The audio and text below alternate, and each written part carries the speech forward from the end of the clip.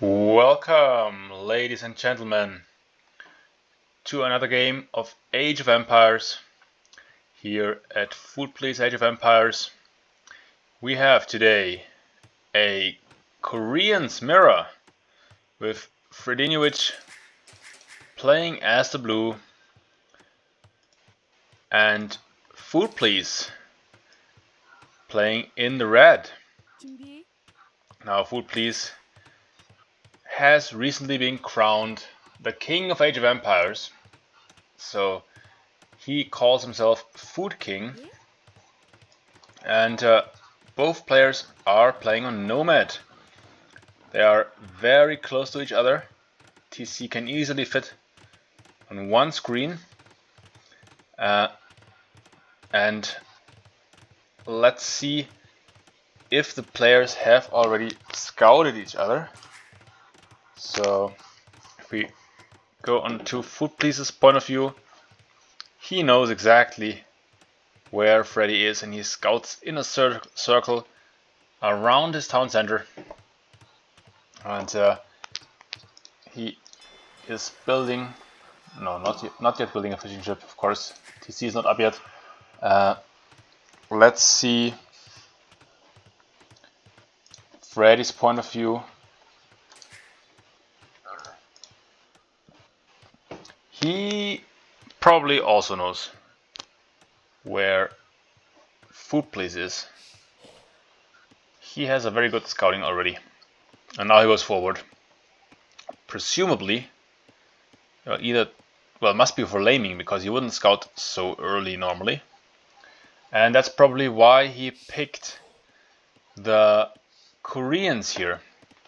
It's because he wanted to lame, because the Koreans, of course, have a very good Civ bonus on Nomad, and that is that their villagers have extra line of sight. And look at this, this is like a walking outpost right there. And Food Please thought the same. Why not take Koreans? They are good for laming. So both players ended up picking Koreans on this Nomad map. And oh, look at that. Can he almost trying to lame the boar here is Freddy, and if he's lucky, yeah, he finds these deer and the boar. So let's see what he'll do. He immediately walls himself in, takes a page out of Food Please's playbook and lames the boar. That is very unfortunate for Food Please. I think he wanted to take this boar here, or maybe he's just scouting. Now he sees that it's being lamed. What is he doing? No, the boar is weak. And it's already lamed. And Freddy running away, walling the boar. This is so annoying. And this boar is lost for Food Please. Nicely played from Fredinhiovic. Population now also one ahead for Freddy, with one fishing ship out for both players. And let's see if Freddy does any more laming. Food Please still has a boar here he could take, and this boar is quite far away. Another boar here very far away, so quite a good lame here for Freddy. Now laming the deer as well. And Food Please still has a little bit of food. Actually a lot of food. Where is... Oh, because it counts this boar as well. Hard to click on that boar. Oh, only 50 food remaining. So Food Please running out of food underneath his town center. Now players fishing. Not much happening at this early stage of the game. Food Please villagers now idle and getting the sheep or the turkey.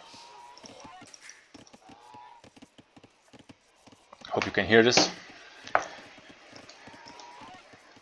And Fredi here, long distance gathering deer, not ideal. Now builds a mill, very nice. So, as Food Please gets another boar. The situation here for the players is that Fredi constantly tries to challenge Food Please because he wants to take the throne, but of course it's to no avail. He is still a noob, relatively speaking.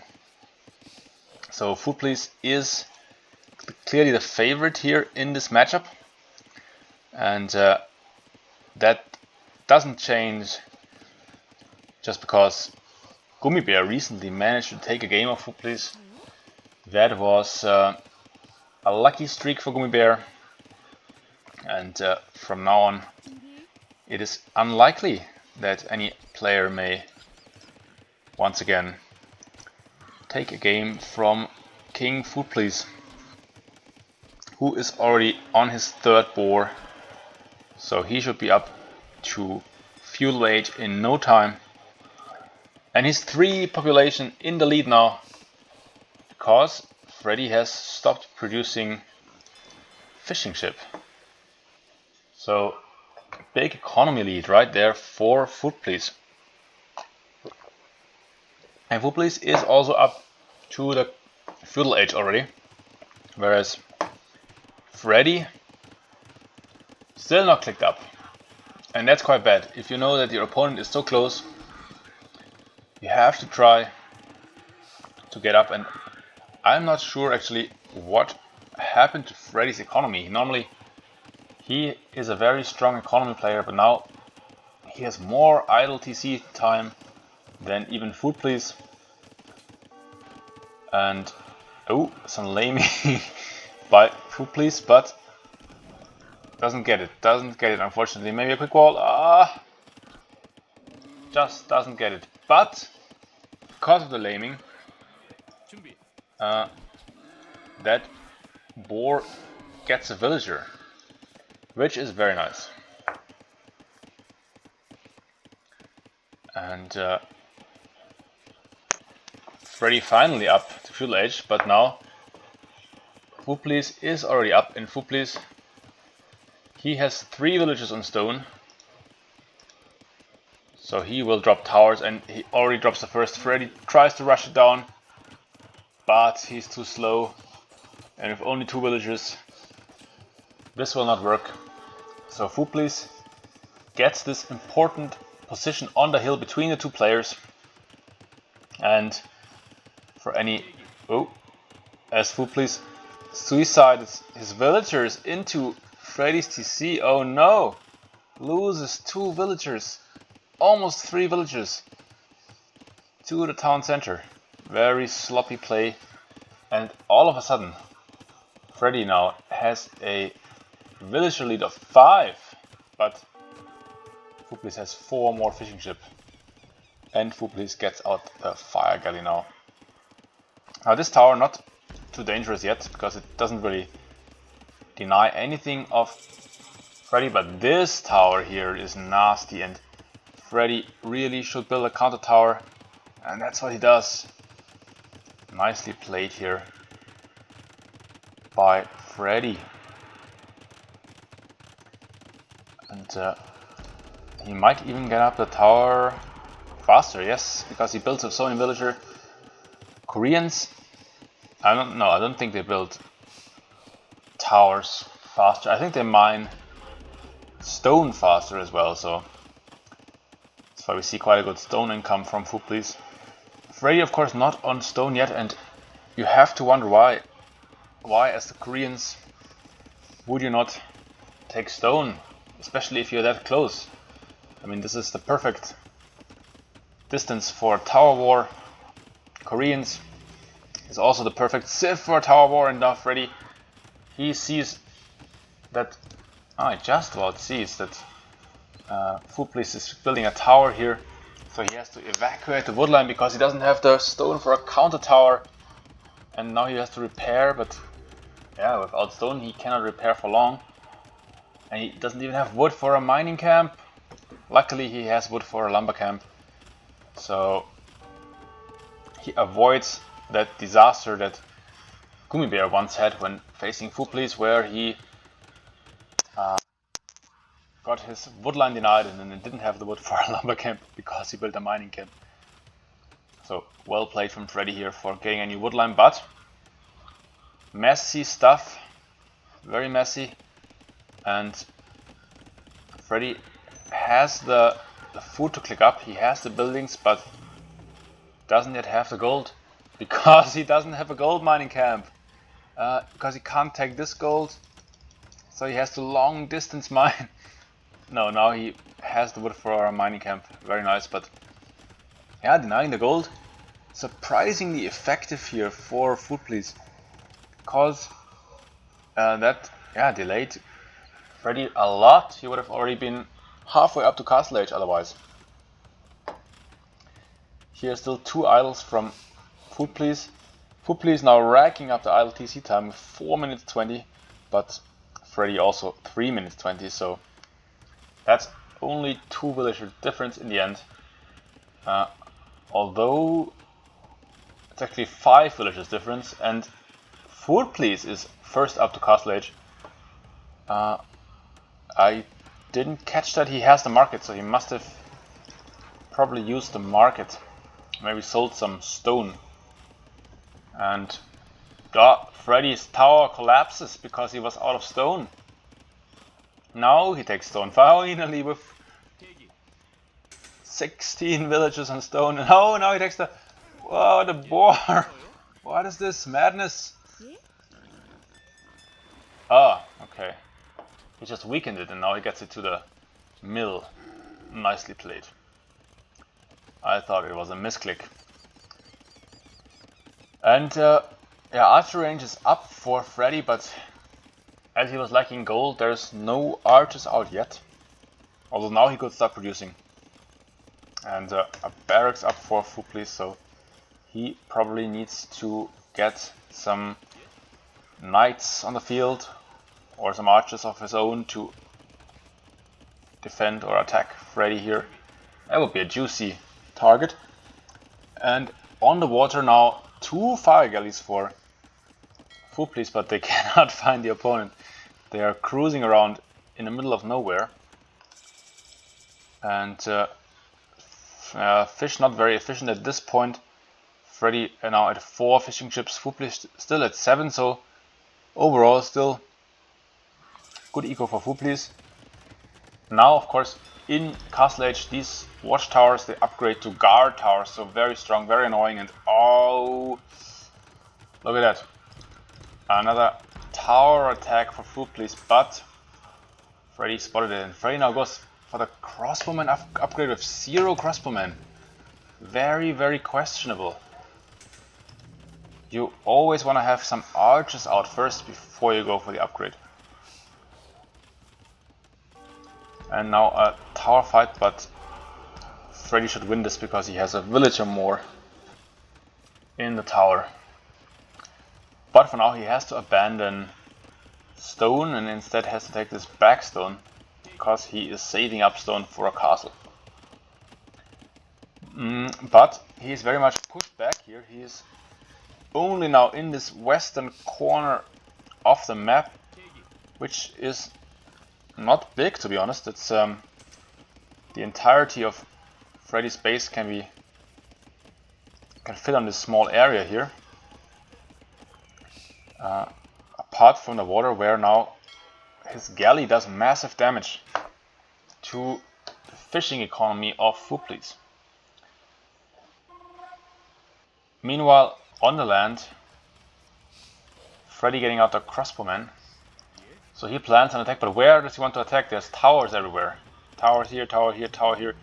A castle drop now from Fredi, and well, not in the best position, I would say. I guess it gets rid of those 2 towers, which is nice. And those 2 archers of Food Please a bit out of position as well. But normally you would have wanted the castle on this hill, but because of the guard towers it's impossible. So not as strong of a castle drop here. Because normally you want to drop the castle on the enemy's town center. And here now Food Please attacking the tower, but Fredi repairing it and now bringing his crossbowmen, and those villages will go down. One going down, two going down, and the third, oh, just about hops into the tower. On the water now, 2 fishing ships down for Food Please, but Fredi also losing his first and his second fishing ship, so the water will probably not be important from here on. Guard towers being shot down, and a mangonel now out for Food Please to pressure the town center of Fredi. This villager somehow miraculously manages to escape.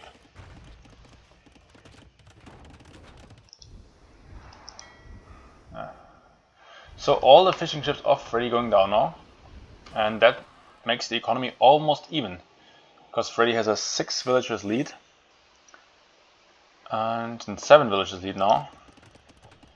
But Food Please now building a second TC and might catch up, where Fredi now dropping a second castle, and that castle is much better than the previous castle. That will take the TC and deny this western area. Could have maybe been 1 or 2 tiles further forward for sure, but it's a good castle placement still. However, Fredi at the same time at 0 town centers now. So that's a problem, and Food Please gets up a defensive castle,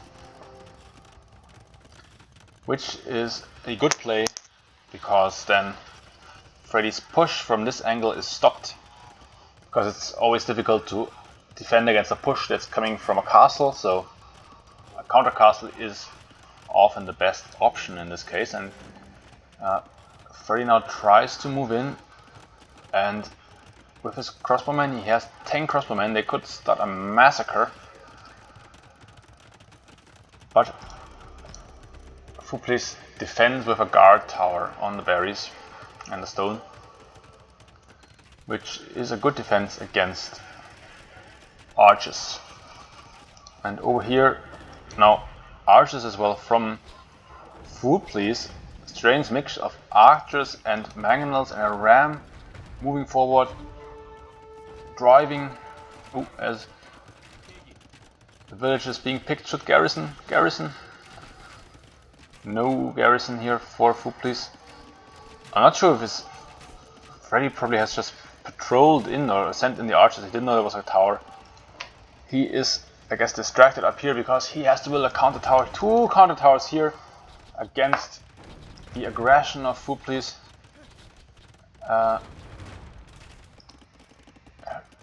Brings back the archers. He lost 4 crossbowmen to this tower, but killed 2 villagers.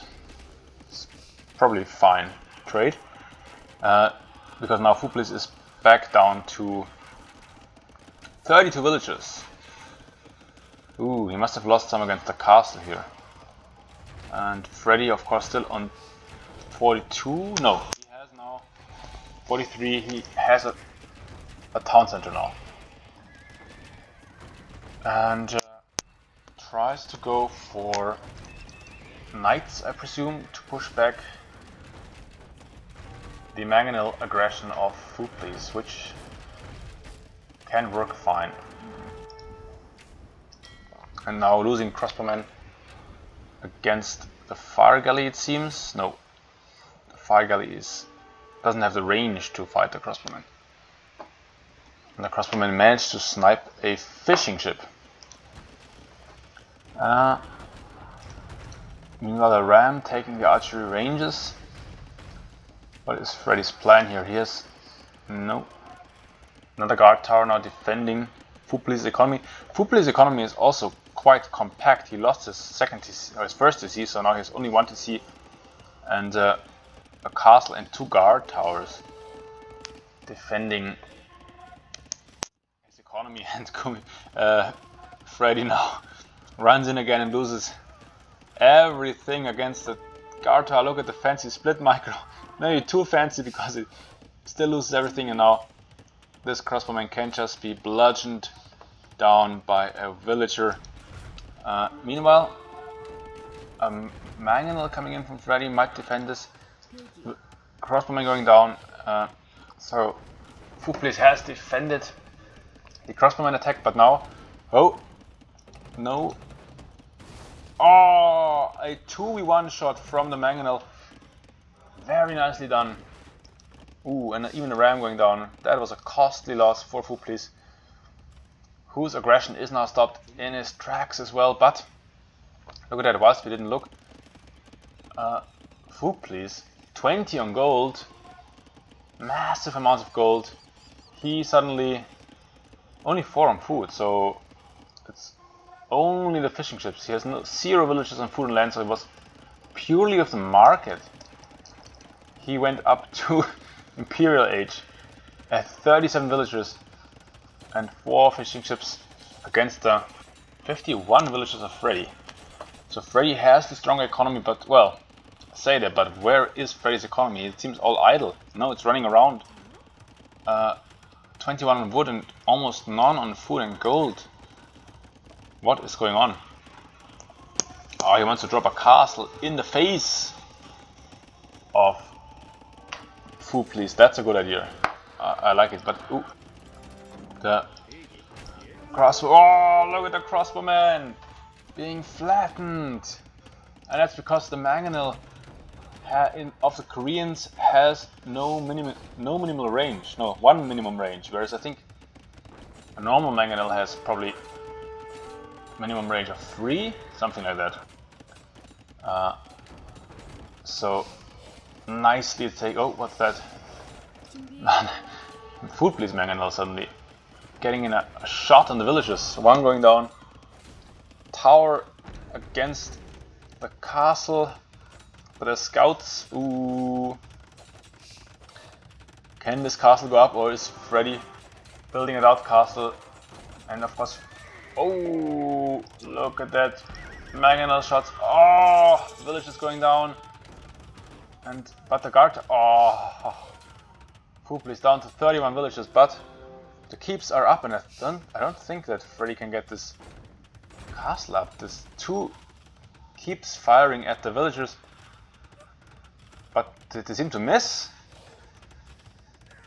Oh, it's only 1 because the other one just fires at the castle foundation. So, ooh, okay. So now Food Please is really cornered. But Food Please, being in Imperial Age, has the first trap out. And Fredinhiovic now stealing the gold that Food Please was taking earlier. But this castle already under fire. And Food Please also going for chemistry, but should build a second trap, but he doesn't have any resources. And Fredi lost quite a few villages as well, so he's down to 46 and still far away from Imperial Age. So it looks like he's trying to go for a ram push. He's now on 2 TCs, 3 TCs even, but he lacks the economy to really produce out of all these town centers. So he's still 11 minutes idle time, 16, 17 for Food Please. And a knight trying to kill the trap, but no, that's too ambitious. The castle has Botkin arrow, so the knight goes down very fast. So let's see what this ram can accomplish. The castle from Fredi being repaired, but the villagers... no, they're not under fire because that first guard tower went down. Keep is now. And Food Please struggling for resources, but has a second trap now. At the moment he only has this siege workshop, which he cannot really use. So no bombard cannons yet. But the first castle for Fredi goes down, and Fredi now, feeling the pressure, suddenly, he's still 18 villages ahead, not counting the fish. But he's in castle age. And somehow Food Please manages in this little area. Where is his economy? He has 0 on gold, 27 on wood, and the one fishing ship on food. That's disastrous economy. So that is ridiculous. Now Fredi going up to Imperial Age. So if Fredi can hold for a little bit longer, his superior economy should win him the game. But can he hold as his second castle goes down to the trap fire? And Food Please. Okay, now I see. He sells a lot of wood for gold because he has no gold whatsoever. And now the knights coming in. Oh no! Quick walls! Quick walls! Fails on the last house, and now more villages will go down. But luckily, there's the keep and the crossbowmen firing at the knights. So it's only maybe how many? 3, 4 villages going down. Not too shabby. And yeah, Fredi also cannot really rise with villages. He's now 22 villages ahead. But Food Please now, if he recognizes, yes, sends those miners, sends them back to the gold because Fredi's castle is gone, and now things are starting to look a bit better for Food Please. Despite being 25 villages behind, he has access to gold now, and that's all he needs, because now he can produce siege weapons with gold and wood, although he has to be careful not to lose traps to the ram. There's a monk in the mix as well. Ram goes down, and the one crossbowman gets converted, and Fredi's crossbowmen go down, and Fredi is imp now. So let's see. He probably needs chemistry as well to defend, but he doesn't have a university, so that's tricky. Instead he goes for another TC. I don't think that's necessary. He already cannot even produce out of his 2 TCs because he could, but he doesn't. Now he does. But yeah, he needs to invest his food into military now. Maybe knights, maybe even light cav could work here. Now some war wagons being added in by Food Please, and the last castle of Fredi is under fire. He still has a big population lead. 27, soon 29 villager lead. But he just cannot stop this little push here from Food Please, it seems. Knights now, but yeah, now getting converted. He cannot move in with these small armies of poorly upgraded knights, and no upgrades actually on these knights. So Fredi needs to be patient and mass some army, and then maybe he can push back Food Please. But things are starting to look desperate as he loses the last castle, and yeah, he just doesn't have the military population. Maybe he can drop some keeps in defense. That could help him to stall a bit. Going for more archery ranges, which is nice, but then Food Please can add in the war wagons from his castle. And look at this war wagon. It just doesn't die. It barely takes any damage. It's 7 pierce armor because it gets all that archer armor upgrade for free. So the crossbowmen do nothing to the war wagon. So I think crossbowman is the wrong choice for Fredi here. Should instead probably go to cavalry, but no, it's GG. GG, and what a game. Never seen a Korean's mirror on Nomad, and that was certainly what I was hoping for. Lots of towers, lots of siege and castles, and in the end the Fredi taps out, resigns with a 30 village lead, double the amount of villagers to Food Please, but just not able to get the military out on the field, even though with 1,000 food in the bank. Maybe Cavalier, even if the Koreans could have been strong here, but didn't have the time, didn't have the, I guess, maybe the experience to know how to stop such a push.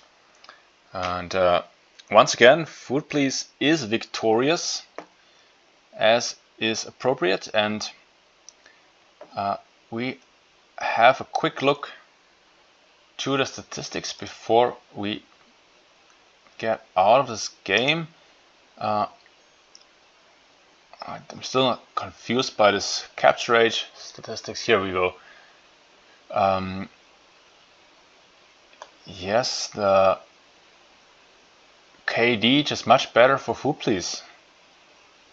And economy-wise, yeah, expectedly Fredi has a sizable lead, but only in the Imperial Age, and then he was already in the defense. And the villager lead couldn't be translated into a military advantage, and that's the game. Hope you enjoyed it, and I see you in the next one.